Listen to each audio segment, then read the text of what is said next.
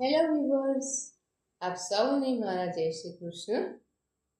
અધિક માસની કથાની સત્સંગ યાત્રાનો આજે 16મો દિવસ. આજે આપણે 16મો અધ્યાય લઈશું અને 16મા અધ્યાયનું નામ છે સુદેવને બોધ. શ્રી નારાયણે કહ્યું, હે નારદ, તે પછી વાલ્મીકી ઋષિએ દ્રઢધન્વાની આગળ તેના પૂર્વજન્મનું જે ચરિત્ર કહ્યું હતું તે અત્યંત આશ્ચર્યકારક છે. તે હું કહું છું, હે મહાબુદ્ધિમાન, તેને તમે સાંભળો. વાલ્મીકી બોલ્યા, હે મહારાજા દ્રઢધન્વા, મારા વચન તમે સાંભળો. ગરુડજીએ શ્રી કેશવ ભગવાનના આદેશથી બ્રાહ્મણ શ્રેષ્ઠ સુદેવને આ પ્રમાણે કહ્યું હતું. ગરુડ બોલ્યા, હે શ્રેષ્ઠ બ્રાહ્મણ, 7 જન્મમાં તારે પુત્રનું સુખ નથી. એમ શ્રીહરિએ જે વચન કહ્યું છે તે એમ જ છે. તો પણ હમણાં મારા આ સ્વામીએ મને આજ્ઞા કરી છે, તેથી એમની કૃપાથી હું તને પુત્ર આપું છું. હે તપોધન, તારે ત્યાં મારા અંશથી યુક્ત એવો પુત્ર થશે, જેથી તું આ ગૌતમી સાથે સાચા મનોરથો પ્રાપ્ત કરીશ. પરંતુ તમને બંનેને એ પુત્રના લીધે ઉપજેલું દુઃખ અવશ્ય થશે જ. હે શ્રેષ્ઠ બ્રાહ્મણ, તું ધન્યવાદને પાત્ર છે, કારણ કે તને શ્રીહરિમાં બુદ્ધિ થઈ છે. શ્રીહરિની ભક્તિ સકામ હોય કે નિષ્કામ, પણ તે શ્રીહરિને પ્રિય છે.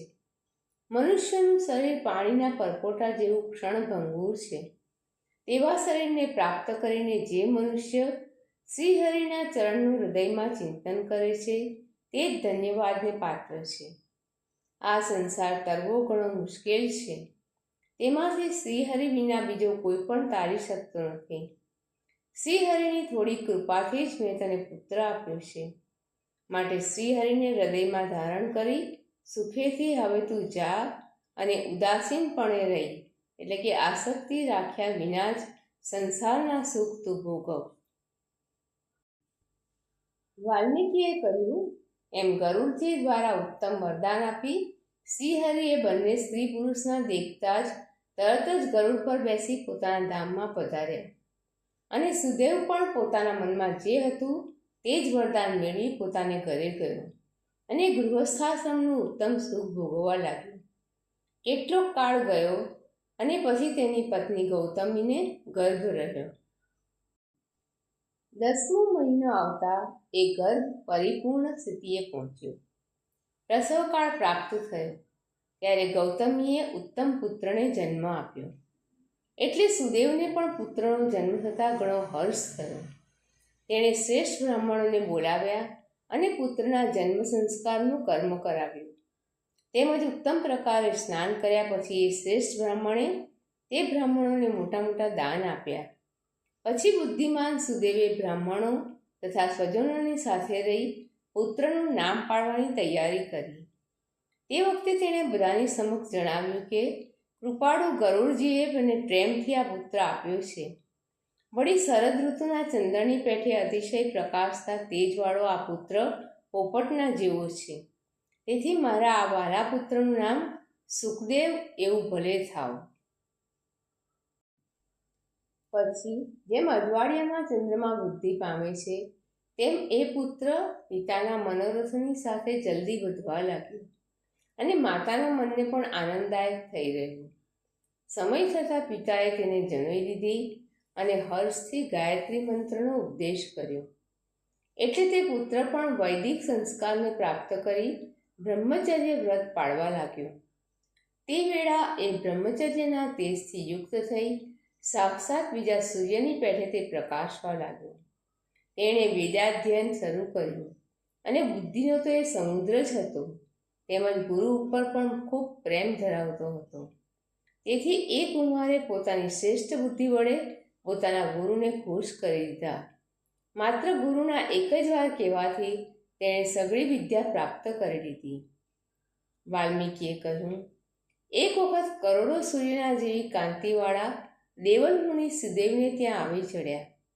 તેમને જોઈ હર્ષથી સુદેવે તેમને દંડવત પ્રણામ કર્યા અને પછી તેમની પૂજા સામગ્રી આદિથી વિધિ પ્રમાણે મુનિનું પૂજન કર્યું. ત્યાર પછી સુદેવે તેમના માટે ત્યાં આસન ગોઠવી દીધું.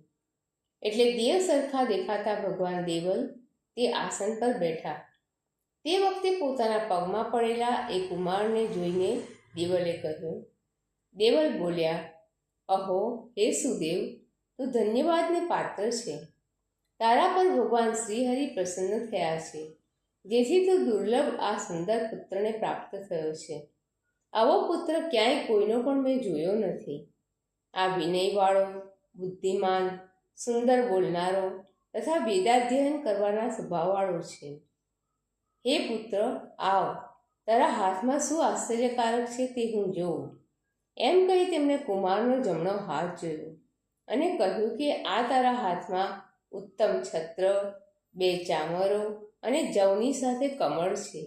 ખરેખર આ બહુ શુભ ચિહ્ન છે. તેમજ તારા બંને હાથ ઢીંચણ સુધી લાંબા અને હાથીની સૂંઢ જેવા ગોળ છે. બંને આંખો કાન સુધી વિશાળ અને મધ જેવી પીંગળી છે. શરીર ગોળ મટોળ છે અને મધ્ય ભાગ 3 કરચલીઓથી અતિશય શણગારાયો છે. એમ પુત્રને કહી ફરી સુદેવ સામે જોઈ દેવલ મુનિ પુત્રનું ભાગ્ય સાંભળવા આતુર બ્રાહ્મણ સુદેવને કહેવા લાગ્યા. અહો હે સુદેવ, આ તારો પુત્ર ગુણનો સમુદ્ર છે. તેની હાંસળી ગૂઢ ભરાવદાર છે. ગળું શંખ જેવું રેખાવાળું છે.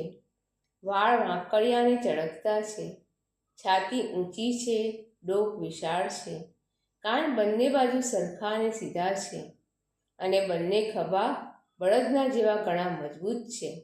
એમ આ પુત્ર સર્વ શુભ લક્ષણોથી પરિપૂર્ણ તથા ભાગ્યનો મોટો ભંડાર છે. પરંતુ એક જ મોટો દોષ છે, જેને લીધે બધું વ્યર્થ કરાયું છે. એમ કહી માથું ધુણાવતા મુનિ દેવલે મોટો નિસાસો નાખી બોલ્યા,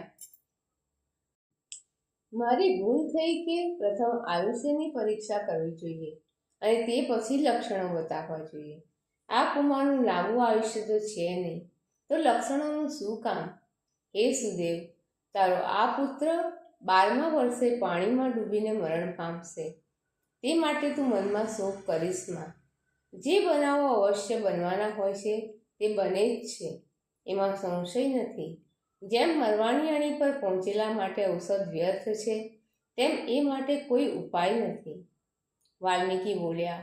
એમ કહી દેવલ મુનિ બ્રહ્મલોકમાં જતા રહ્યા અને સુદેવ ગૌતમી સહિત બેભાન થઈ પૃથ્વી પર પટકાઈ પડ્યો. ભાનમાં આવ્યા પછી તેણે દેવલનું કહેલું યાદ કરી લાંબા કાળ સુધી જમીન પર પડી રહી વિલાપ કરવા માંડ્યો. તે પછી ગૌતમીએ ધૈર્ય ધરી પોતાના પુત્રને ખોળામાં લીધો. તેણે પ્રેમથી તેના મોઢાને ચુંબન કર્યું અને પછી એણે પોતાના પતિને કહેવા માંડ્યું. ગૌતમી બોલી, હે ઉત્તમ બ્રાહ્મણ, ભાવિ વસ્તુઓ માટે ભય ન કરવો જોઈએ. નહીં બનવાનું કદી બનશે જ નહીં, અને જે બનવાનું હોય છે તે બને જ છે. હે મુનિ, નળ, રામ તથા યુધિષ્ઠિર શું દુઃખ પામ્યા ન હતા? બલિરાજા પણ બંધન પામ્યો હતો. યાદવો નાશ પામ્યા છે. હિરણ્યાક્ષ મરી ગયો છે. ઘોર વૃત્રાસુર પણ મરણ પામ્યો છે. સહસ્ત્રાર્જુનનો પણ શિરચ્છેદ થયો છે. રાવણ પણ એ જ પ્રમાણે શિરચ્છેદ પામ્યો છે. રઘુપતિ શ્રી રામચંદ્રજીને પણ સીતાજીનો વિયોગ થયો હતો અને રાજર્ષિ પરીક્ષિત પણ બ્રાહ્મણના શાપથી મૃત્યુ પામ્યા છે. એમ હે મુનીશ્વર, જે બનાવો બનવાના હોય છે તે બને જ છે. માટે ઉઠો. હે નાથ, સનાતન ભગવાન શ્રીહરિનું ભજન કરો. એ જ પ્રભુ સર્વજીવોને શરણ લેવા લાયક તથા મોક્ષપદ આપનાર છે. વાલ્મીકી બોલ્યા. પોતાની પત્નીના એવા વચન સાંભળી બ્રાહ્મણ સુદેવ થોડો સ્વસ્થ થયો. તેણે તરત જ હૃદયમાં શ્રીહરિના ચરણકમળ સ્થાપી દઈ ભવિષ્યમાં થનારો પુત્રનો શોક છોડી દીધો. ઇતિ શ્રી બૃહન્નારદીય પુરાણ વિશેના પુરુષોત્તમ મહાત્મ્યમાં સુદેવને બોધ નામનો 16મો અધ્યાય સમાપ્ત. દર્શક મિત્રો, આપ સૌને મારા જય શ્રી કૃષ્ણ. કાલે ફરીથી મળીએ અધિક માસની કથાની સત્સંગ યાત્રામાં એક નવા અધ્યાય સાથે.